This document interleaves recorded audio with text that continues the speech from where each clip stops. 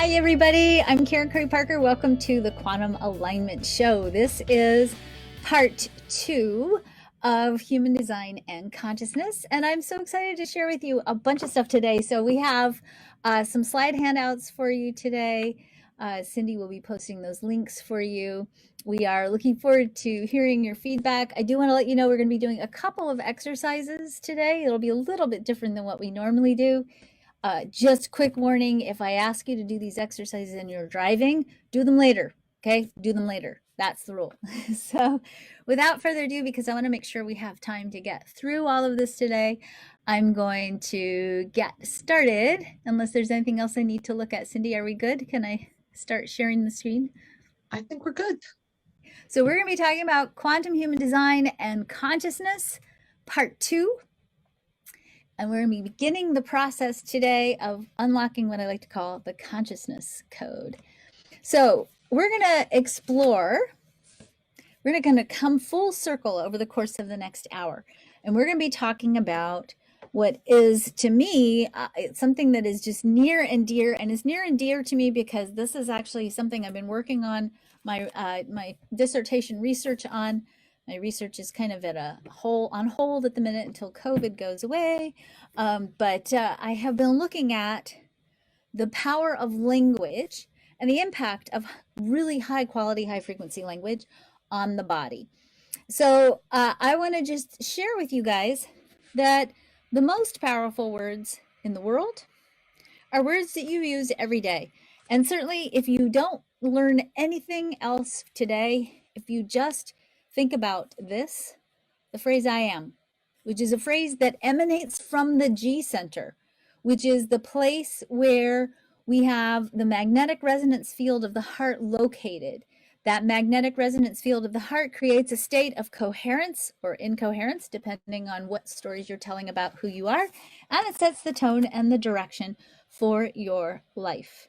So these two words and whatever you put after them are incredibly important, and we're going to be looking at some different ways to use language and more to unlock the codes of consciousness using your human design. So as I said, the phrase I am influences what you create and the direction of your life. Now, before we get going and the big part of our conversation, we're going to review some really basic concepts around creativity and quantum creativity and the power of the quantum mind. Now, if you've taken any of my classes before, you know that some of this is review. Hold on before you disappear and be like, I've already heard that. Hold on for 2 reasons. Number one, every time you hear this, you're going to hear a little different part of it. And that's actually important because understanding this part of the dialogue around who you are and why who you say who you are is so important. Understanding the creative elements of how you create as a human being on the planet helps you unlock your ability to really craft an authentic life in many, many ways, not just a human design way. It actually helps you heal the pain of trauma, heal the pain of separation from source, heal any place where you may have lost connection with the true story of who you are, your authentic self, and the value of that once in a lifetime cosmic event that is you. So we're going to start today by going through, and this is totally tongue-in-cheek, what I'll call the basics of quantum mechanics. I'm not going to go into great, huge detail, and mostly I'm just going to break down the parts, if you will, the components of the creative process, because I want you to understand how you're creating your world right now, so that if you don't like what you're creating in your world, or if you want to deepen the joy of what you're experiencing in your world, you'll have some insights on how you can do that. So the first part, the first piece that you're creating with as part of the creative process is the quantum field. So you can also just call this the unmanifest reality. You can call this the infinite field of infinite possibilities. You can call this God, source, spirit, quantum mind. Whatever word you want to give it is fine. The bottom line is that at any given point on this in your life, you are literally sitting in a field of innumerable potentials, which is actually kind of why having a human design is nice, because it does sort of start to give you some subsets if you will, in those innumerable potentials, there's still a heck of a lot of subsets, a heck of a lot of options in that limited perspective. But you are part of an unmanifest infinite reality. This is where I like to say the quantum mind hangs out. Okay, so it hangs out here. The second component in the creative process is called the mental and the emotional body. This is part of your energy field, if you will. This is the part of your energy field that carries all the memories of everything that have ever happened to you, all the emotional artifacts of all of your experiences that you've ever had in the world, all the things your parents said to you, all the things you learned from school, all the bad experiences, good experiences, joyful experiences, terrible experiences you had in middle school. This is where you carry the story of who you are. This is also where the code in your design crystal, we talked about that a little bit last time, the code for your design crystal lives here. So that also means your ancestral lineage lives here. Your genetic programming that makes the story of who you are, all of the things that comprise of the story that is you live in the mental and the emotional body. This field of information, if you will, determines the quality of your relationship with the quantum mind. The third part is called your manifested reality. This is your life right now. This is everything in your life that you've created. Your partnerships, your house, your clothes, your body, your everything, your whole physical life is part of this, is the part of your creative equation. This is your life right now. And this is how you express physically, materialistically, the desires of the quantum mind. Now, I want you to really pay attention to how I'm talking about this, because if you remember last week when we talked, I said that your quantum human design, when you live your life according to your strategy, you're basically tapping into the intelligence of life unfolding through you, or you might replace life's intelligence with the phrase quantum mind. Quantum mind is unfolding through you when we live according to our human design strategy.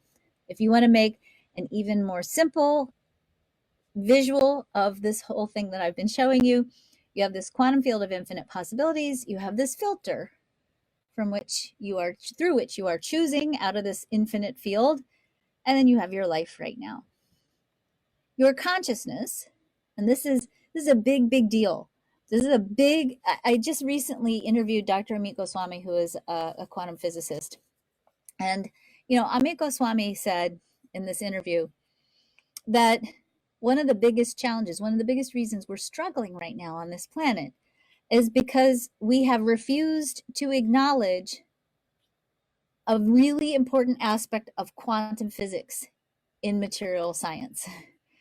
He basically said that we've been lying to ourselves for the last 40 years because the research clearly shows, according to quantum physics, that consciousness is the creative force that is manifesting the world, and that we are, as such, agents of consciousness. Consciousness is the rocket fuel that interfaces between our human story and the quantum mind or the quantum field. If you can remember back to second grade, and I have memories of this, and hope maybe you do too. If you can remember back to second grade or third grade when we first learned that everything in the world is made out of atoms and molecules, right? And you remember like looking at your desk like, whoa, this is all atoms and molecules, right? The building blocks in the material world are made out of quantum particles. Now, quantum particles are actually the building blocks of atoms and molecules. They're even smaller. These quantum particles make up matter, okay? And they make up everything, okay? So the world is made out of these quantum particles. Now, these quantum particles are what quantum physicists study. Now, I'm going to push this slide, and it's not going to work because it never works. It's not working. Wait, let's try this. Still not working. Still not working. Okay, so pretend like that slide was moving. Oops. Okay, pretend like this slide is in movement because it's supposed to be, but it's not. So when scientists, quantum physicists look at quantum particles, what they see is that quantum particles move in waves. And if they start to look at measuring those quantum particles, they can only measure two things and never both at the same time. They can measure the movement of a quantum particle, or they can measure where it's located, where it is, but they can't measure movement and location at the same time. Okay? So when we think about this in the context of how we create, the movement of quantum particles contains potentials. So when I said you live in an infinite field of quantum possibility or quantum potentials, that's a field of moving quantum particles. They're moving fast. You can't see them. They're moving very quickly. When we look at a quantum particle, because of the limitations of our human mind, we're always looking at something with a perspective or an expectation. That's the limitations of science, actually, because we can't really do pure research because we always have a little bit of a bias, right? So when you're looking at a quantum particle and you're trying to measure where is it, your perspective is influencing the behavior of that quantum particle. It stops it from moving. It loses its potential, or it manifests its potential into the physical world. So when you see it and you measure it, it drops down into manifestation. The meaning or the perspective we have on that quantum particle determines how we manifest it into our physical world. The meanings we have about ideas, thoughts, concepts, quantum particles, are determined by the conditioning field, your mental and your emotional body. And if we want to create a different state of well-being in our life, we have to begin first by changing the meanings that we have about what we're expecting in our life. Well, what does that mean? It means the stories we tell about our lives determine what we create, determines what potentials we activate in the quantum field and drop into our material reality. So we're going to take a second here, and some of you may have done this with me before, but play along. And I want you to I'm going to set the timer for 30 seconds. And I want you to just, for 30 seconds, write down everything you think of when you think of the word creativity. So I'm going to set my timer here. Everything you think of when you think of the word creativity. Everything that comes to mind when you think of the word creativity.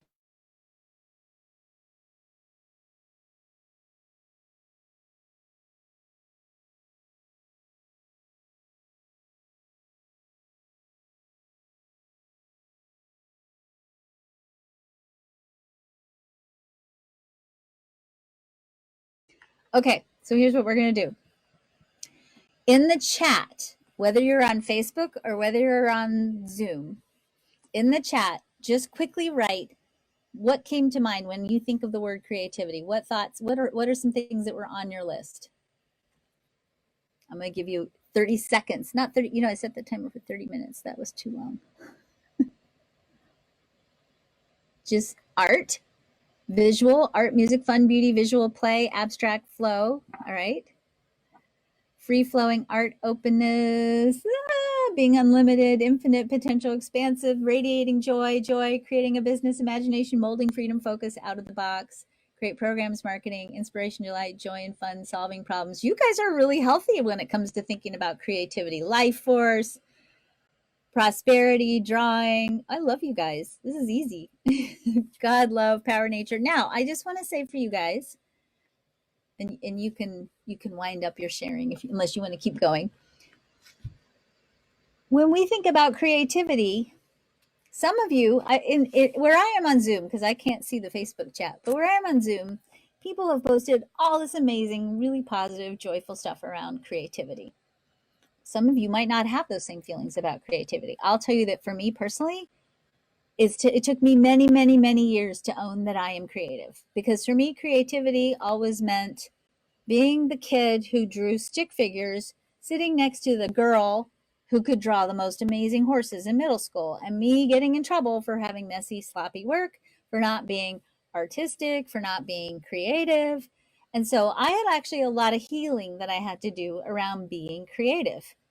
So in my conditioning field, I had a lot of really not so nice voices about my own creative essence. So some of you may have that experience as well. Part of why I wanted to do this experiment with you is I wanted you, first of all, to see the diversity in things that people were saying about what does creativity mean to you, or to each of you individually. I also wanted to share with you what actually happens in the brain when I said the word creativity. So this is your brain. The brain, the nervous system, is actually literally fired up by light. It's fired up by photons, okay? Literally.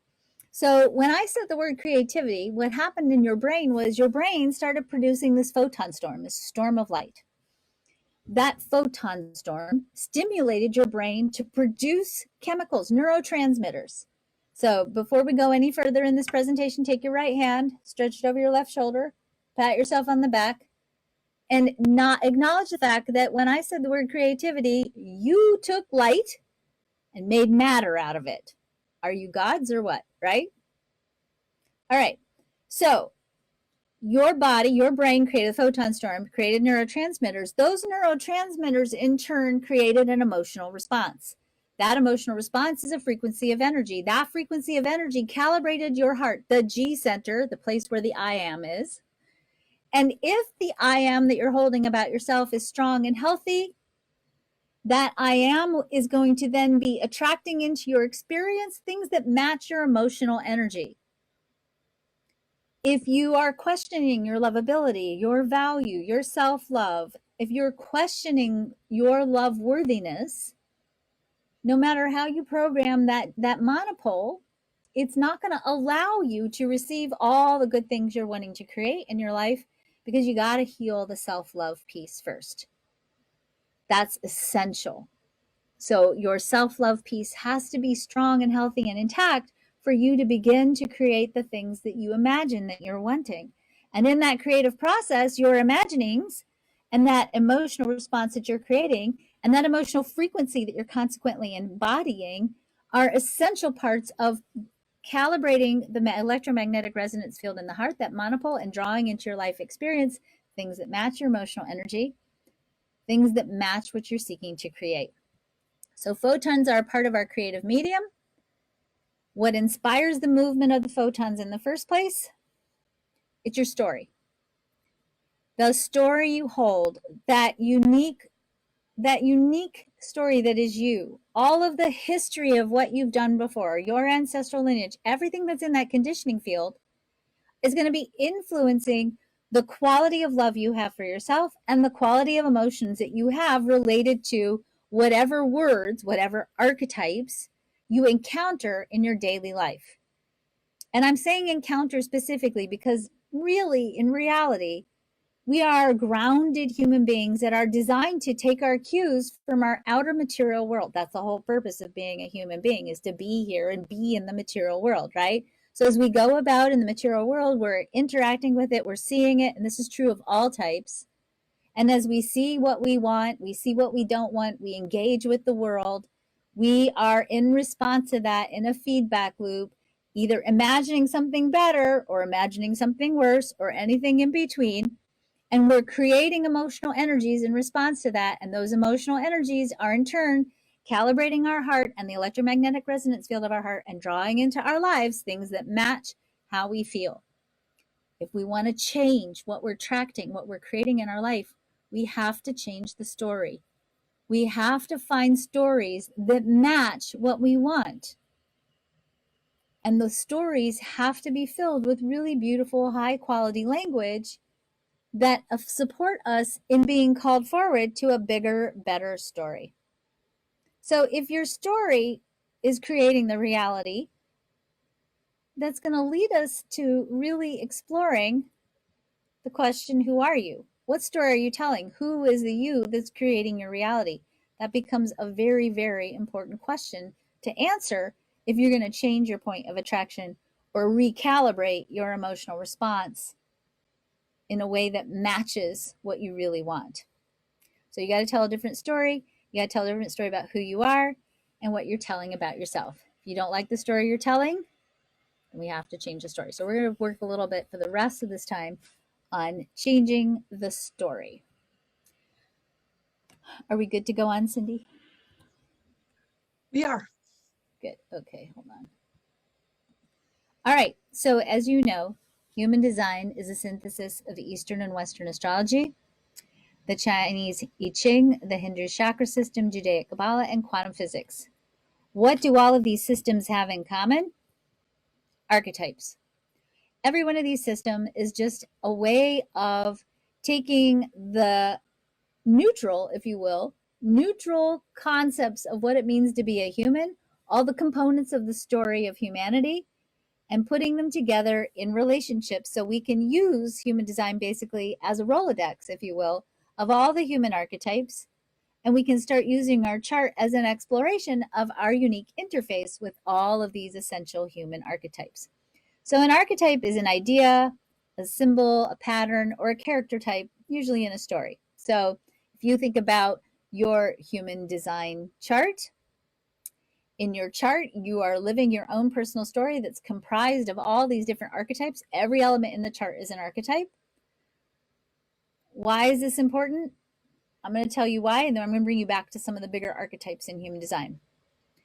This is important because, first of all, if we don't know the archetypes that we are designed to be exploring, if we're trying to live in a way that is not aligned with the archetype of our chart, you know this, I know you guys know this, if you're not living true to who you are, it creates a creative challenge.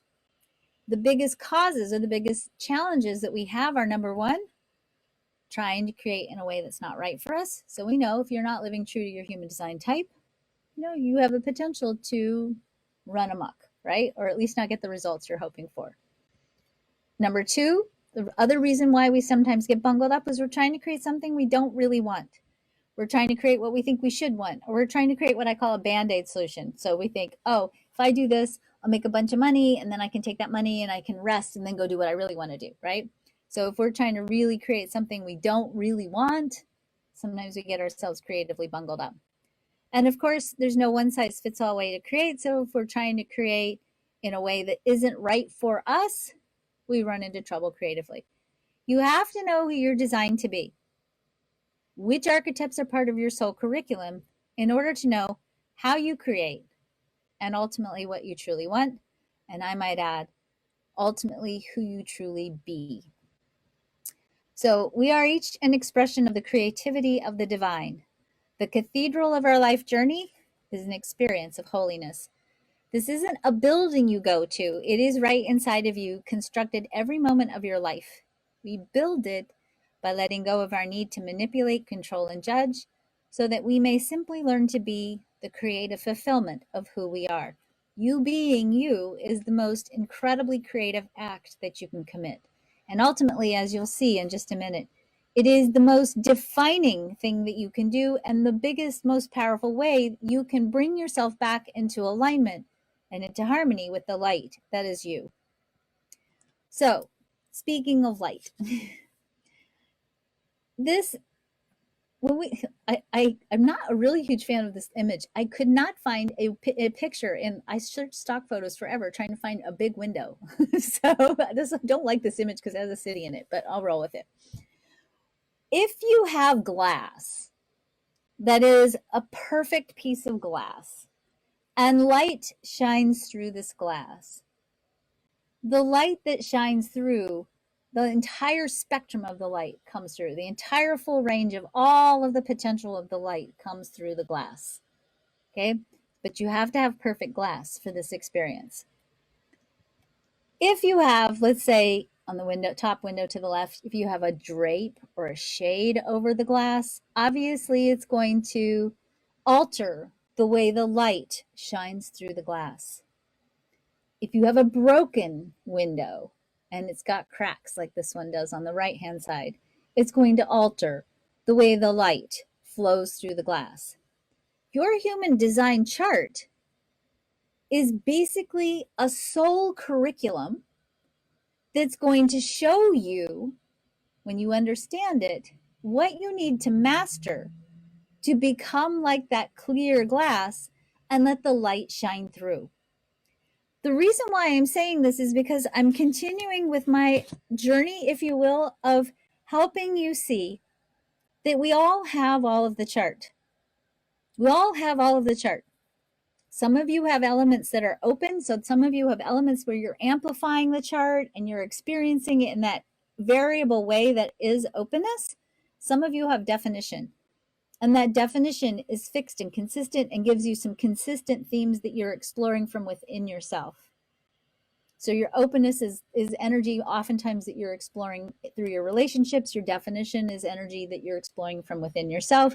No matter what, the goal of your human design or the goal of your human life is to figure out, maybe not figure out, that's the wrong phrase, to learn to allow the greatest amount of light to come through you.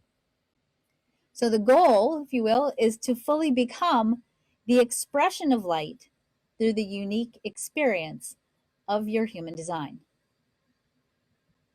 So bringing it back around to the 5 major archetypes in human design, and I in quantum human design, I've got the quantum human design names over on the right.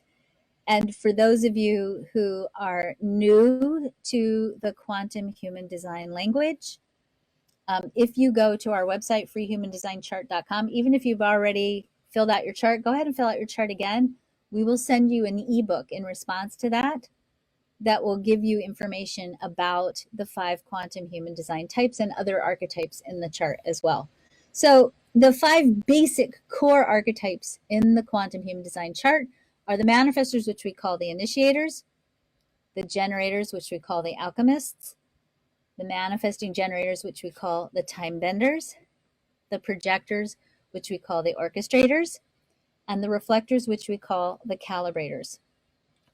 Your type represents one layer of challenge, if you will, one layer of learning, or one layer in the layer cake that is the human design chart, because there's all kinds of layers, right? We have type, we have profile, we have centers, we have circuitry, we have gates. We have then in conjunction with that, we have what I call the 9 resiliency key, the core archetypes that have to be functioning at a high level for us to not self-sabotage. Okay, these 5 core archetypes, your archetype that you're embodying in your chart, is giving you a code, if you will, for what you need to explore and learn and master in order for you to allow yourself to be in greater alignment with the light that is you. By the way, we're all light.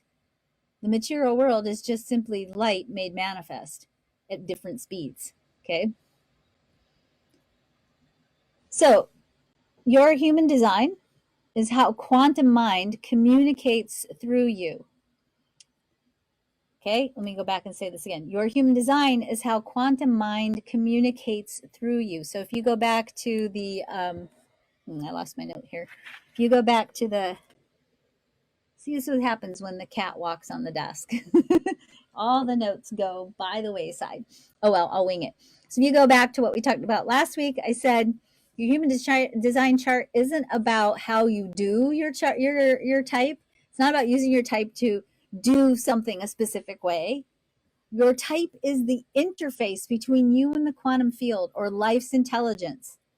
And the more we be our type, the more life's intelligence flows through us, and it becomes the way in which we interact with and get into that feedback loop between the material world and the quantum world, or the material world and quantum mind, or the material world and God, source, whatever word you want to pull in here. The consciousness code, meaning part of the code that the chart brings you, is contained within the entire structure of the chart. So this chart, this is a personal chart. You all have your unique charts. Your unique chart has encoded in it your unique soul curriculum, if you will, the thing you are here to learn about and explore and master as people who are learning to be more in alignment with the light over the course of your life from birth to death. So your code contains your personal code. It also tells you, once you learn how to interpret your experience in the world and understand the chart, it tells you key things you need to explore and learn about in order to wake up to the experience of you being light or you being awakened to the light. So let's explore for a moment the quality of light you're expressing. Let's look at this through the lens of the root center. So the root center, if you go back to some of the origins of the elements in the human design chart, the root center, which in quantum human design I like to call the divine timing center, correlates to the root chakra in Hindu chakra system. So the root chakra represents whatever it is we need in our lives to feel grounded. These needs are going to be different depending on who we are, depending on our type, depending on our soul curriculum, but they usually will include things like our basic physical necessities, food, water, shelter, and also our emotional needs to feel safe and interconnected. Okay, so the root chakra regulates the base of the spine. That's actually, when we look at embryology, the first thing that gets built when the baby is growing is the spine actually develops from the bottom up. And as that spine is developing, the bottom of the spine becomes the foundation for the rest of the spine, right? It's our root, it's the place where we are grounded in our sense of safety and security in the earth. Because these centers occupy different frequencies of energy. So just like the chakras have different frequencies of energies, the centers have different frequencies of energies that correlate to the chakras that they embody. The language that we use related to each of these centers, the gates and the definition of the gates, all contain frequencies of energies. And of course, codes for how we need to act to further activate these frequencies from a high frequency perspective in our lives. And each frequency carries an aspect of the light spectrum because frequencies of energy correlate to light frequencies. So there's a light and a color code in your chart. So each center has a frequency of energy from the light spectrum. The root center, even though it's brown on your chart, and I'm not a huge fan of the colors in the chart, and I'm not sure why the colors are the way that they are in the chart, but I think when we start to look at this through from a light code perspective, and we start to look at this from how it calibrates the DNA in the body, the root center is red, and it carries the frequency energy of red. Now, here's an interesting thing to contemplate around light and the color of light and using light to heal. If you are experiencing any soul curriculum lessons, if you will, around the centers in your human design chart, meaning if you're struggling, let's say, with your root center, you might find that when you look at the color red, that internally you start to back away a little bit. You almost might have resistance to it. So if we have a pain or a trauma or a place where we're misaligned, and we are looking at the color of the center that color code is associated with, and this can be a very subtle thing. There are actually ways you can measure this more technically in the lab, but you don't have to go in a lab to measure this. You can actually do this yourself. If you really feel the energy of the color red, how does that feel to you? Do you like that color? Does it make you feel all warm and inside, or you're like, ooh, red, right? How you feel about this color is oftentimes going to give you some insights into how well you're working with this light frequency. And if there's something going on with your body and the way you're interacting with this part of the spectrum related to the root chakra or the root center. So we're going to do the same game that we just did with the creativity piece, right? I'm going to set the timer for 30 seconds this time. Sorry, dropped the phone. For 30 seconds this time and not 30 minutes, which is what I did the first time. And for 30 seconds, I want you guys to just write down anything that comes to mind when you think of the word security. Anything that comes to mind when you think of the word security. Okay, you can go now. Just write it down.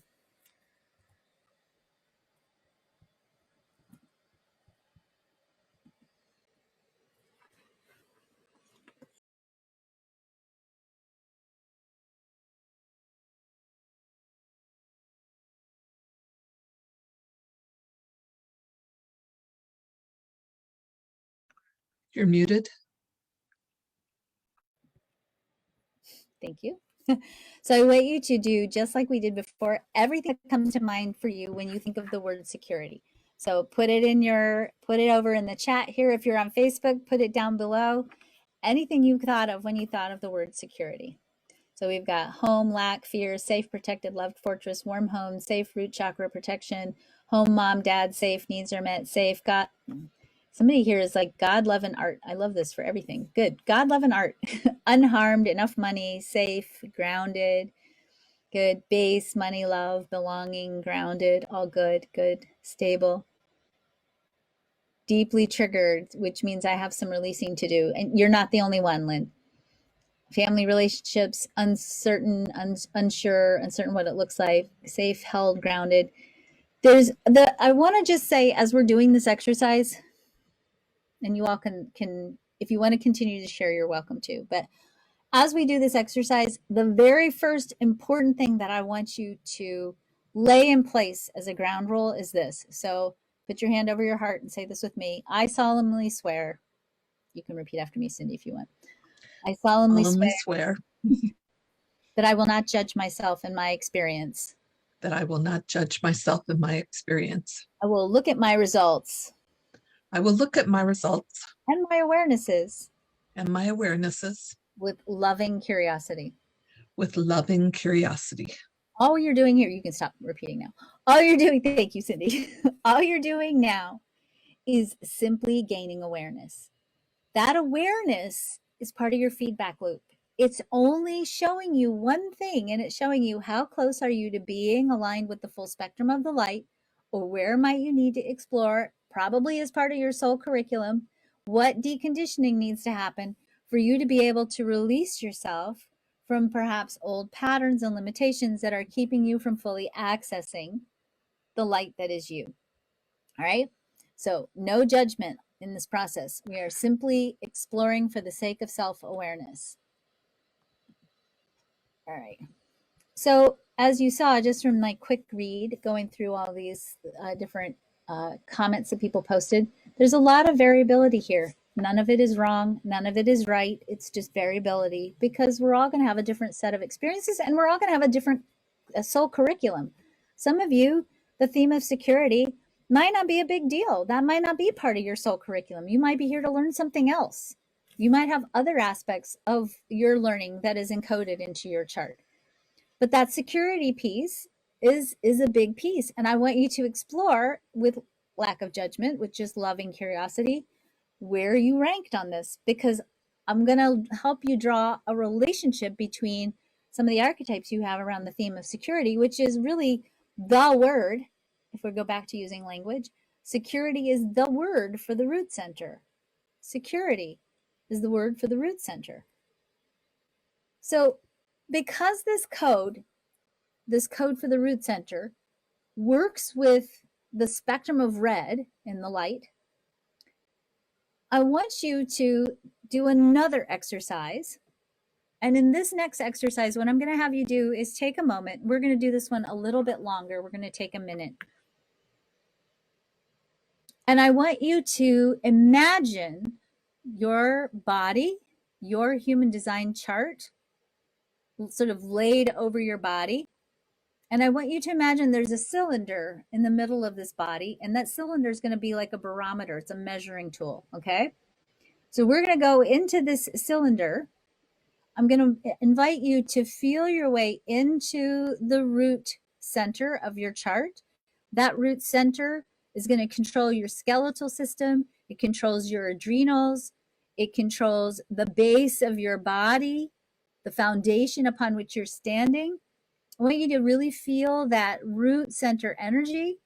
And when you can feel your root center and you can see this cylinder in the middle of your body graph, that cylinder that is really a measuring tool, I want you to take a moment and feel on that cylinder, that measuring cylinder, that barometer, how much red is in that cylinder related to your root center.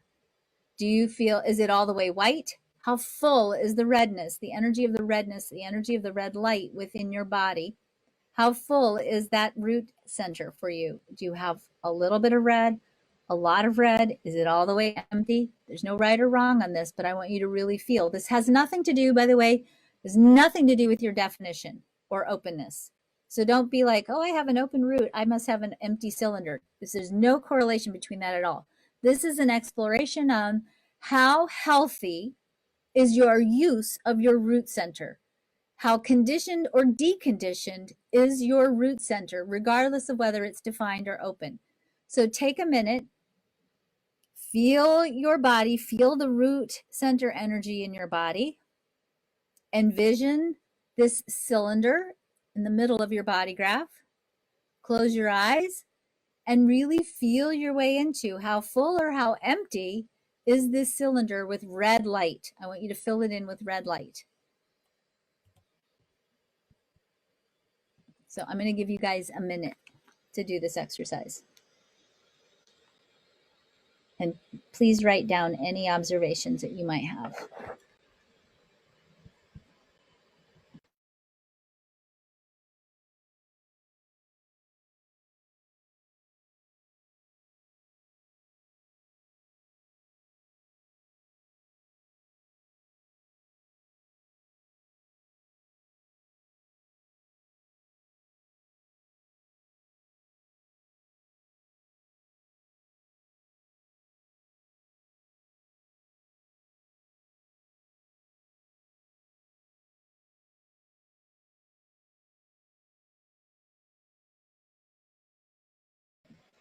Okay, that's your minute. So please, if you feel like you want to, or you feel, just for the sake of your own accountability or your own awareness, write your answer down either on your own personal paper. If you want to, you can again post below or post over here in chat. When you looked at your cylinder and you filled it up with red light, how full or how empty was your barometer? How full or how empty was that cylinder? Right? And just note. We had a question that came up. Yes. Facebook Jane was asking, it is dissimilar of chakra identity? Yes, correct? It is going to be correlated to chakra identity, yes. And we're going to take it a little step further than this. The chakras are awesome, and they're an integral component of the human design chart. And what the human design chart does that's a little bit different than the chakra system is in the synthesis of all the parts of human design, it gives us more targeted, if you will, and specified things to explore as we look at all of the archetypes associated with the root chakra and obviously the root center. So does that make sense? You said yes. Okay, good. Awesome. Okay, so write down again for your own sake, how full or how empty was this? This is just you taking an internal measurement of how secure you feel. Now, here's where it starts to get, I think, even more interesting. The awakened root center trusts in, and this is the part that I think is super cool, because this is the part that the chart itself, the human design chart, reveals, and it's a little bit different than the root chakra. It reveals a trust in divine timing, is secure in knowing that it's fully supported and there's no rush, if you will, to push things into action against divine timing. So divine timing is hard, right?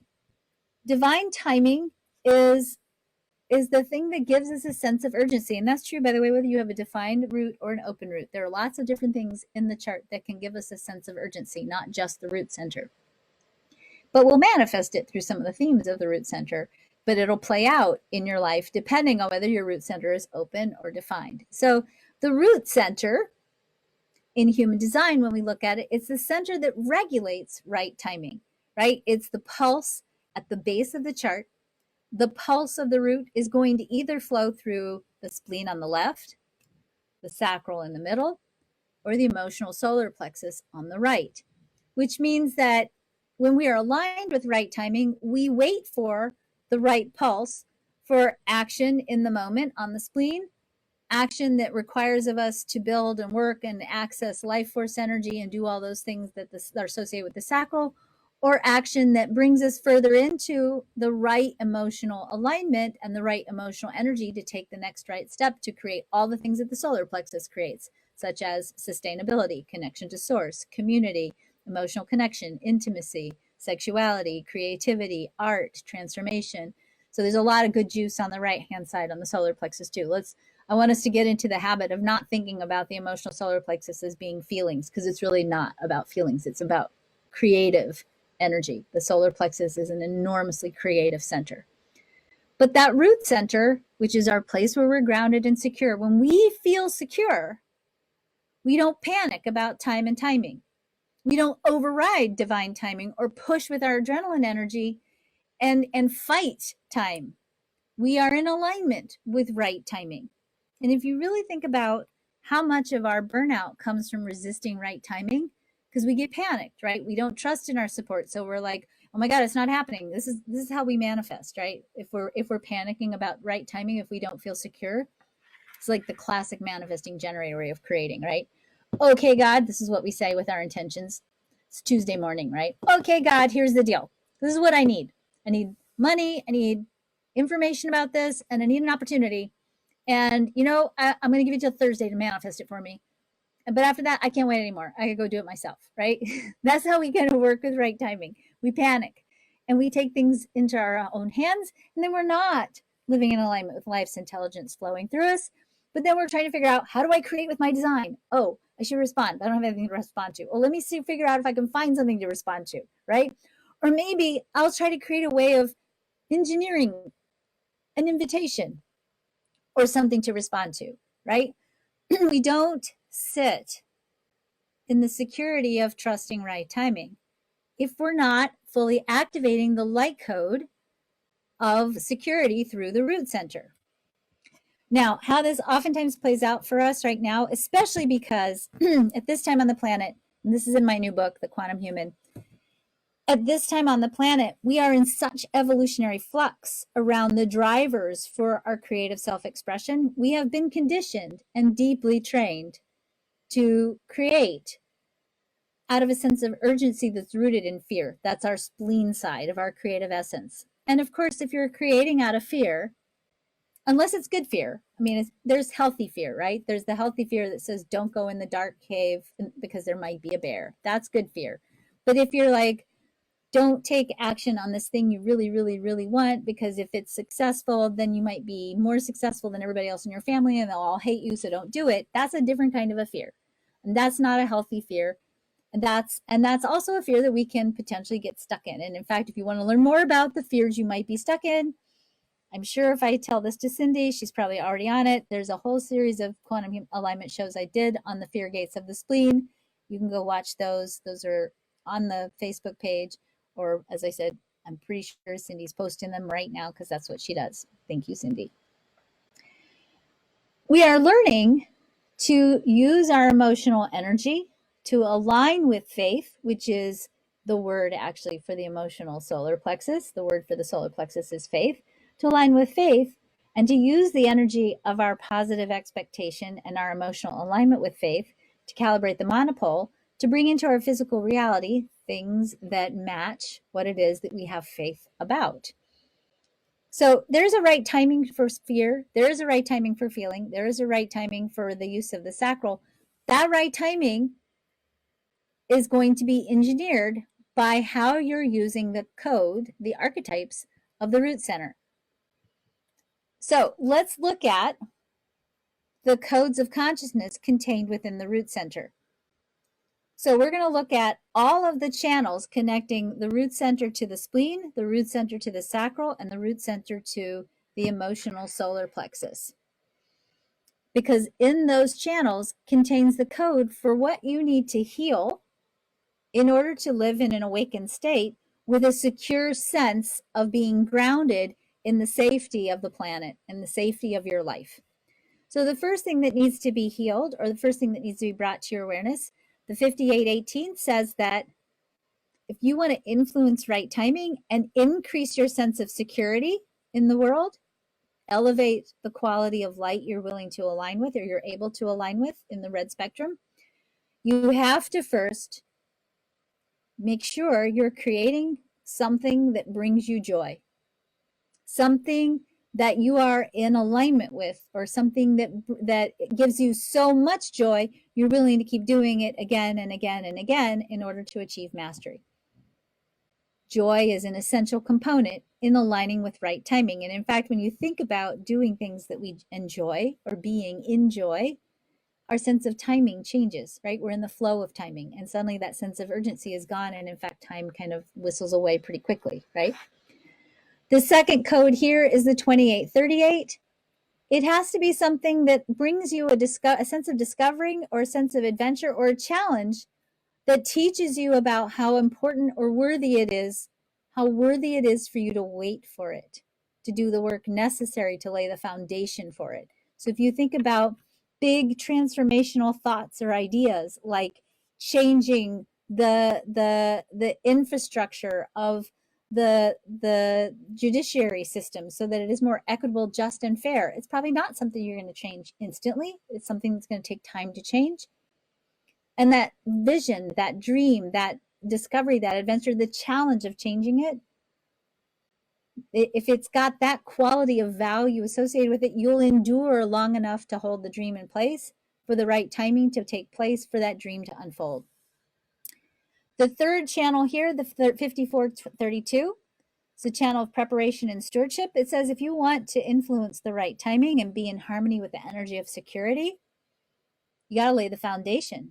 You got to be ready so that when the thing that happens that needs to happen for you to do whatever it is you want to do, when that invitation, when that opportunity, when it reveals itself to you, you've laid the foundation.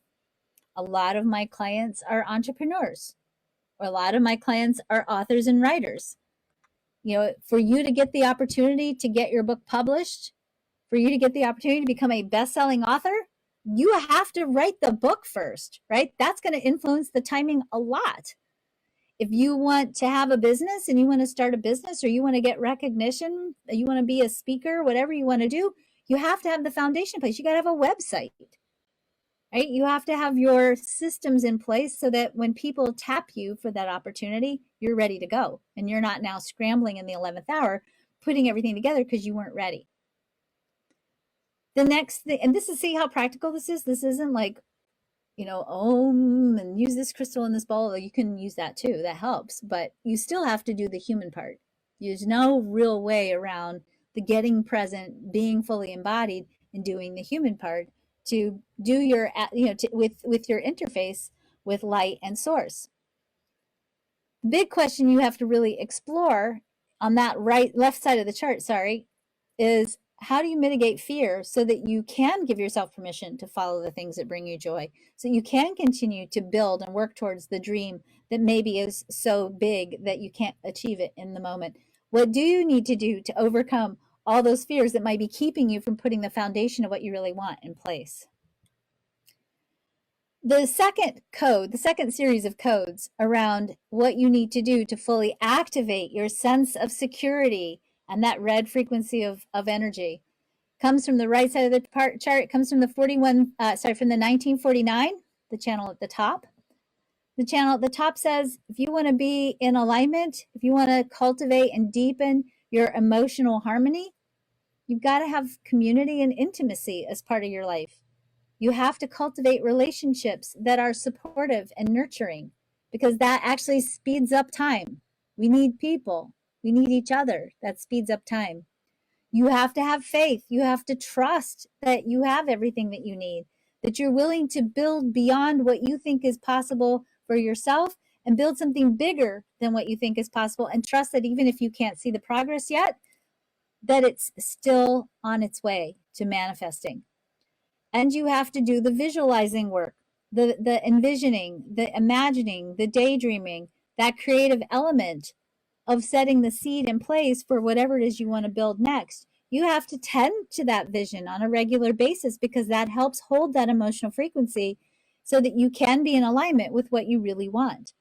So if things aren't happening fast enough, or you're feeling insecure, it's important that you have support, that you deepen your capacity to cultivate faith, which that's a whole nother show. We did that show. When did we do that show, Cindy? We did that show a while ago. I think that was quantum consciousness. And you have to tend to your vision. You can't just have an idea and then like willy-nilly let it go. You have to keep building the energy around the vision. You don't have to do it to the degree to where you get bored with it, but at least once a week, spend some time sitting down and imagining what you're building. Hold the vision for it, hold the energy for it. So the question that you want to explore if you want to work on creating a deeper sense of security related to having emotional alignment and a deeper sense of faith is you have to really ask, what do you need to add to your life? Do you need to add friendships? Do you need to add intimacy? Do you need to add support? Do you need to add connection? Do you need to add visualizing? Do you need to add really looking at how do you deepen your faith as part of what you need to explore to create a deeper sense of security?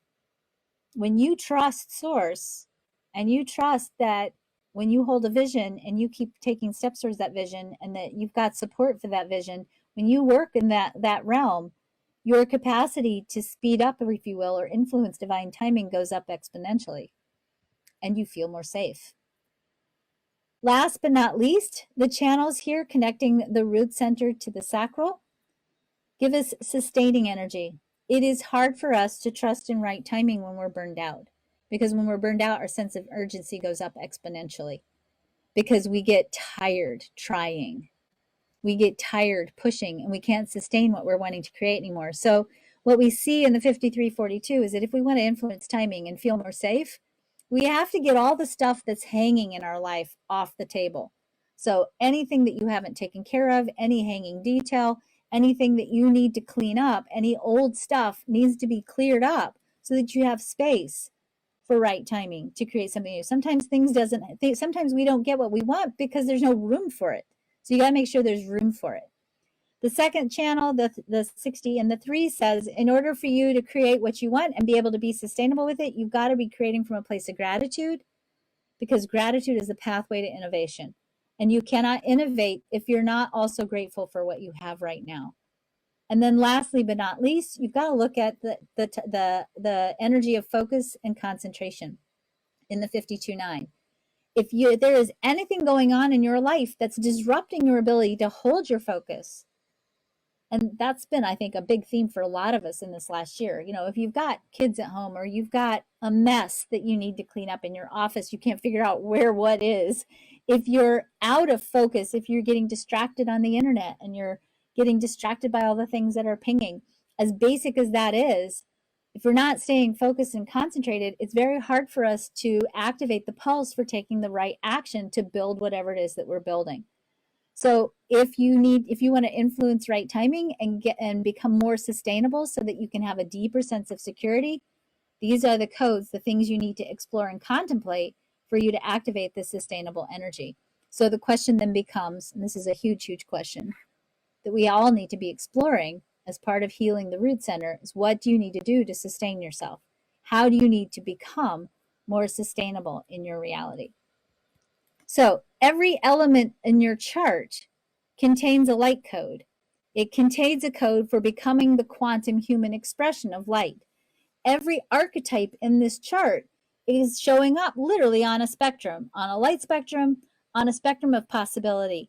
And the more we can move towards consciously choosing the highest expression of every element in the chart. So if we look at the root center, the highest expression of the root center says, I'm in complete and total alignment with divine timing. I trust and I am safe. I know that I am safe, and because I'm safe, I let the right timing take care of itself, and I'm just going to be here waiting for the right timing. And then when the timing is right, I'll interface with whatever comes next correctly according to my human design strategy and type. Activating your light codes always starts first with language. That's why I rewrote all of the vocabulary in the human design system, because when I went back and I looked at it in the lab and I looked at the impact of language on how the body responded, when we used higher frequency language, good quality, high frequency vocabulary words, it actually changed the body's way that it responded to the language, and it increased the body's capacity to hold light and to use light more effectively. There is a Hebrew word that I love. The word is davar. The word for word in Hebrew is the same word as the word for thing. So words and things in Hebrew are the same. I love that, because when we start putting language to it, we start to create it in our life, right? Words create, they endure, they allow for unity, they transmit, they're the interface between the divine and the human. They are power, they translate the infinite to the finite, and the other way around too. Words are the code for a story, and the words carry frequencies of energy. When we look at DNA and we use good, powerful words, it actually expands, and the strands of DNA actually get bigger, and its capacity to hold light increases exponentially. You can actually use language to splice DNA. That's a whole nother story too, but Russian scientists actually programmed the syntax of language into radio frequency waves, and they were able to use those radio frequency waves programmed with that syntax to splice DNA. That's how powerful it is. You know from the work of Dr. Emoto that words affect the crystalline structure of water. We also know that when DNA, we are hypothesizing, scientists are now really beginning to look at that the function of DNA is actually to encode the crystalline structure of water on a cellular level. That's a lot.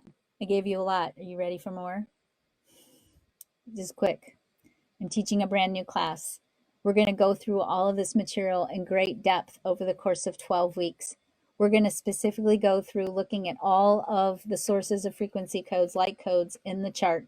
We're going to be looking at crafting vocabulary and rephrasing the language and the actions that we take to bring your chart into greater harmony with the full capacity for your chart to really hold the light that is you. This class, you have all of this in the slides, but basically you're going to get 12 weekly videos, 2 live, 2 Q&A hours. You're going to get a PDF accompanying workbook to help you master the lessons. You're going to get a brand new introduction to quantum human design video. You're also going to get access to the brand new gates workbook that's going to tell you all about the different names of the gates and how to use those. You're going to get a little handout about introduction to the quantum types. It starts on March 24th. It's $97. If you buy one seat in the course, you will automatically be donating a full scholarship to someone else. This is a brand new way that we've been doing classes. We've done our last few classes like this. I think last time we gave away over 200 classes. It's a very exciting way for you to be part of opening up human design to everyone. If you are an Understanding Human Design member, you get $50 off the class, so it's $47 for you. If you go to understandinghumandesign.com and join the membership, you will automatically be eligible for the discount. That's $37 a month for the membership, plus you get thousands of dollars worth of all my general classes that I've taught there in the membership there. Yours for 35. the 35. So you $35 a month, you get access to all those classes, plus you get the $50 discount on the program. I'm doing this super fast because I want to take questions, but here's my last question for you. Or it's actually a statement. You already have everything you already have everything within you that you need. You do. It's time to move past your old stories and do what you're called here to do. And that means it's time to really consciously and deliberately live out the highest expression of your chart so that you can be in alignment with the light that is you. To stop trying to be the light or see the light through a broken glass or trying to figure out what's making the window all smudgy. It's time to get the window cleared off so that you can really live your soul curriculum and embrace the fullness of who you are. Okay. And for spring cleaning. Spring cleaning, yes. Okay. So how many questions do you want to take? We've already gone over the hour. Let's take 3 and 3. Can we do that? I can try, on Zoom, if you have some of these channels, we're talking about the root define, does that help getting the codes? If you have the channels defined, it means that's going to be a more consistent part of your curriculum. So I would say that if you've got it defined, it's definitely giving you lessons, and it's going to keep giving you lessons through all of the permutations of life's adventures. How's that? Wow, 40 weeks pregnant and feeling so much pressure from the center to have this baby. How can I move towards trusting divine timing and rest and security? So I know that one really well. All of my babies were 44 weeks. I'm not saying that's happening to you, Holly, because I'm odd that way.